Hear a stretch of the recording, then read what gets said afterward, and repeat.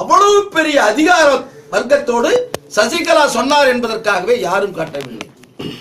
அப்படிப்பட்ட ஒரு நிகழ்வினை இன்று அறிக்கையாக இந்த மருத்துவ குழு அளிக்க இருக்கிறது. லண்டனில் இருந்து மருத்துவர் வந்திருக்கிறார் என்று சொன்னால், இதில் ஏதாவது தவறு நடக்கிறது என்று சொன்னால் அதற்கு இந்த நிர்வாகமும் திரு நடராஜன் அவர்கள் தான் பொறுப்பேற்க வேண்டும் என்று அண்ணா திராவிட முன்னேற்ற கழக தொண்டர்களின் சார்பாக நான் இதை முன்வைக்க கடமைப்பட்டிருக்கிறேன். அதோடு இந்த நேரத்தில் முதலமைச்சராக இருந்த திரு பன்னீர்செல்வம் அவர்கள் ஒரு கருத்தை நான் சொல்லியாக வேண்டும். காரணம், இந்த குடும்பத்தின் வாயிலாக அவர் அரசியலுக்கு வந்திருந்தாலும் கூட 2 முறை புரட்சி தலைவி அம்மா அவர்களால் முதலமைச்சர் பொறுப்பை உங்களிடத்திலே ஒப்படைத்திருக்கிறார்கள்.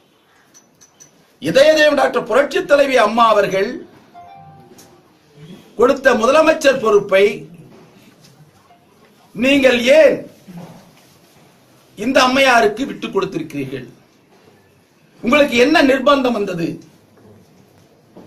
நேற்று வரை நல்ல முறையில் செயல்பட்டு வந்த முதலமைச்சர், மக்கள் மத்தியில் ஒரு செல்வாக்கு வளர்ந்து கொண்டிருந்த முதலமைச்சர், மத்திய மாநில அரசுகள் எல்லாம் நல்ல முறையில் இயங்கி மக்களுக்கு தொண்டாற்றி வந்த ஒரு முதலமைச்சர்,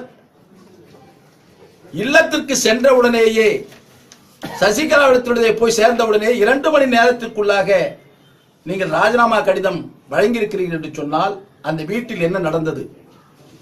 ஏனென்று சொன்னால் நீங்கள் ஒரு தனிப்பட்ட மனிதர் அல்ல, இந்த மாநிலத்தினுடைய முதலமைச்சர். அந்த முதலமைச்சர் பொறுப்பை எங்களை போன்ற லட்சக்கணக்கான தொண்டர்களின் இதயங்களிலே வீற்றிருக்கின்ற புரட்சி தலைவி அம்மா அவர்கள் உங்களுக்கு கொடுத்த அந்த பொறுப்பு, அந்த பொறுப்பை அந்த வீட்டில் 2 மணி நேரத்திற்குள்ளாக சசிகலாவிடத்திலேயும், தினகரனிடத்திலேயும், நடராஜனிடத்திலேயும், டாக்டர் வெங்கடேசனிடத்திலேயும் அடகு வைத்து விட்டு வந்திருக்கிறீர்களே, எவ்வளவு பெரிய துரோகத்தை புரட்சி தலைவி அம்மா அவர்களுக்கு நீங்கள் செய்திருக்கிறீர்கள். இதற்கு நீங்கள் விளக்கம் அளித்தாக வேண்டும்.